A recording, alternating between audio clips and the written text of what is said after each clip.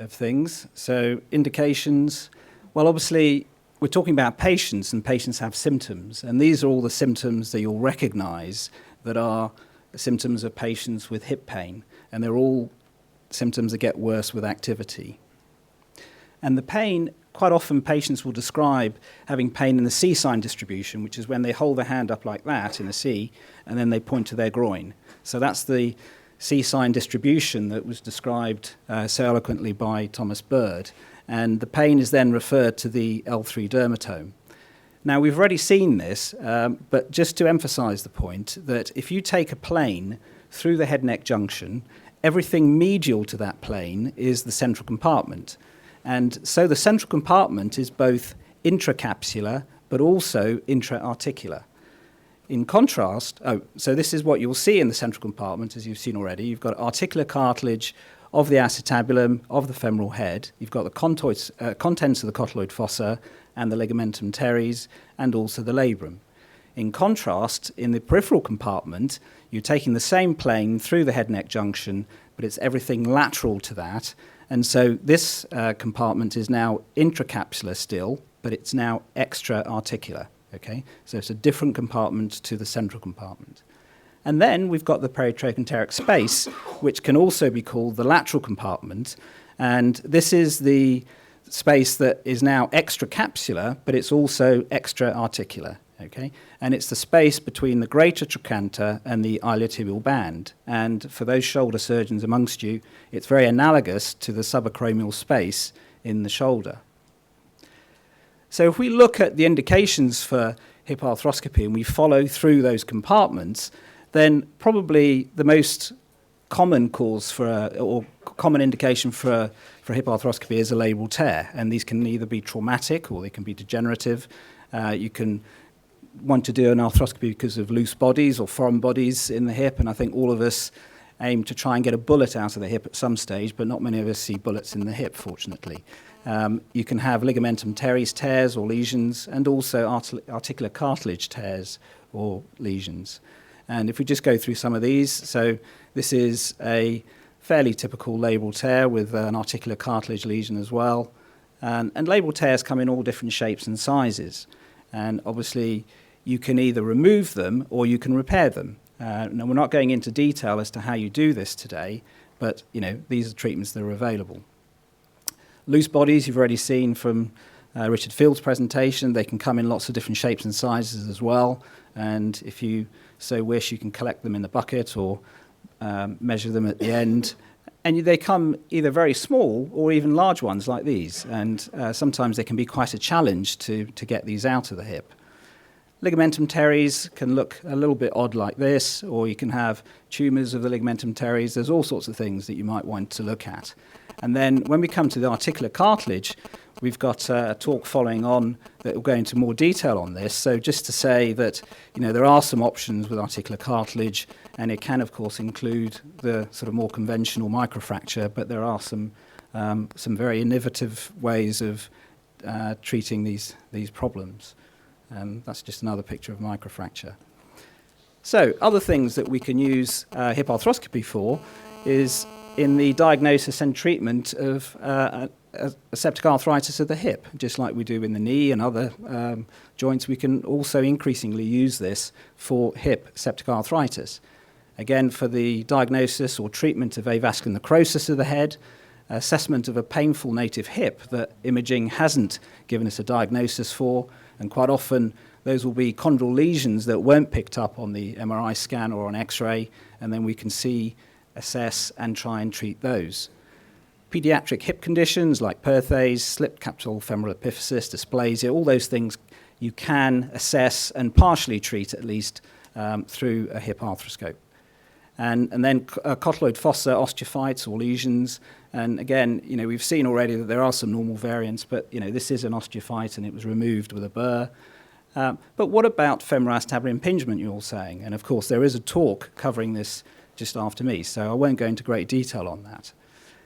But just to say that, there are femoral neck morphological lesions, the so-called cam impingement and others, that obviously are very eminently treatable with hip arthroscopy. Things like the synovial herniation pits and again, loose bodies in the peripheral compartment. And here we can see some neck bumps and the synovial inclusion cyst on the femoral neck, which, as you can see from this picture, you can see that the labrum's on your right, and it's very close to that synovial inclusion cyst, so you can see very easily how that would have been the site of impingement. So, while still looking at extra-articular indications, psoas, as we've seen already from Richard Field's talk, can be implicated in impingement and also snapping around the hip. You can also try and use hip arthroscopy to treat acetabular rim fractures, and synovial masses, PVNS and lots of other synovial tumours can be tackled arthroscopically. But you can also assess painful arthroplasties, either replacements or resurfacings, or even you can try and remove some metalwork from the hip arthroscopically. And again, just show you some pictures of this. Pectineal foveal impingement, this is another synovial problem. So if you can see the medial synovial fold is coming from left to right here. You've got the zona orbicularis coming over the top. Where the two meet, there's a zone of inflammation, and this is the so-called pectineofoveal impingement. But if you have painful hip resurfacings, then it can be useful to arthroscope these. I think more and more these days we know what to do with them, and we don't need to arthroscope them anymore. But if you so wish, you can look at them arthroscopically, and this is what they might look like. And this is something a little bit out of left field, but this was a young girl who had a slipped capital femoral epiphysis. She had a screw put in. The head of the screw was actually impinging, and so she had pain because of this. And we actually went in arthroscopically, and you can see perhaps why it was impinging, because the head was proud from the neck. And this picture on the right here shows this is the edge of the acetabulum, screw coming up close to it and impinging on it. And so we managed to remove the screw through the anterior portal, which obviously saved us having to open up the hip more formally. So, there's lots of things you can do arthroscopically.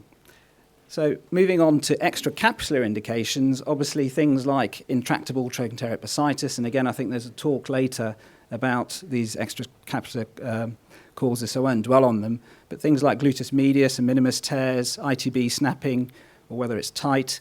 And here in this picture you can see greater trochanter here, feet are going off in that direction, and this is the ITB. And as you externally rotate the hip and take the leg into adduction, you can see the ITBs coming very close to that greater trochanter, and you can imagine how that would then snap over the greater trochanter. And so what you can do quite simply is just divide that. But there's also other things you can do. You can get calcific tendinitis in the hip, like you do in the shoulder. You can get ischiofemoral impingement in the hip, and you can also assess painful joint replacements in the lateral compartment, because again they can get ITB problems just like the native hip can. And again, a little bit perhaps out of left field, something like osteitis pubis or pubic symphyseal dysfunction. You may know that Dean Matsuda has written up on this, that he has endoscopically dealt with a symphyseal pubis dysfunction. And so, the indications are stretching almost by the week. Now, this is a picture of calcific tendinitis. You can see on the X-ray the sort of calcific deposit there. If you go in with a telescope, that's what it looks like, a picture on the right. And then you can remove that, re-X-ray it, and you can see that that's gone, and fortunately the pain went too. But, is hip arthroscopy here to stay? I thought I'd just share with you some figures that we collected that showed the growth of hip arthroscopy in Europe over the last 6 years or so. And as you can see over those sort of yearly periods, there has been quite significant growth. And if you look at procedural milestones, then in 2007, labral repair really started to take off in a big way. And then in 2008, people started tackling cam lesions. In 2009, the pincer lesions. And then 2010, the lateral compartment really became the big thing for hip arthroscopy. And if you look at the numbers of procedures that are done by the countries in Europe, you can see that probably the leader in terms of numbers is Germany, with almost 3,000 in 2009 and 3,500 in 2010. But if you then look at the projected numbers over the next 4 years, you can see that pretty much every country is almost doubling the figures from 2011. Now, if you go one step back and look at population figures so that we can get an indication of numbers of hip arthroscopies carried out per 100,000 head of population, then we actually get a slightly different ranking. And we can see that in the UK, perhaps we're actually doing more per head of population than any of the other countries in Europe. In contrast, however, if you're American, then they're doing about 11 per 100,000 population. So that's, almost 3 times the number of European countries. So as I said, indications are increasing year on year. So I think just watch this space. Thank you very much. Thank you very much.